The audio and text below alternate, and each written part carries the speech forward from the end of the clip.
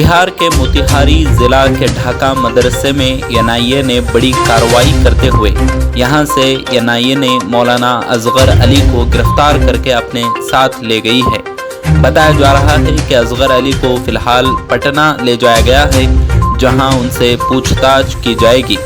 NIA की team ने बुध को मोतिहारी के पचपगड़ी रोड पर वाक़े जामिया मारिया निस्वा मदरसे में छापेमारी की। वहां से 3 लोगों को हिरासत में ढाका थाना ले जाया गया, जहां उनसे पूछताछ की गई। पूछताछ के बाद 2 लोगों को वहीं से रिहा कर दिया गया। इसके बाद असगर अली को लेकर टीम पटना रवाना हो गई। छापामारी के दौरान पीएफआई से मुंसलिक दस्तावेजात की बरामदगी का भी दावा किया गया है। हालांकि एनआईए के अफसरान पूरी कार्रवाई पर कुछ बोलने से बच रहे हैं। मौलाना असगर अली के बारे में बताया जा रहा है कि वो ढाका थाना इलाके के रामगढ़वा इलाके के रहने वाले हैं। वो जामिया मारिया मदरसे में उस्ताद हैं। ढाका मस्जिद के इमाम मोहम्मद निसार के कमरे में रहते थे। इस कार्रवाई में मकामी थाना की मदद ली गई है।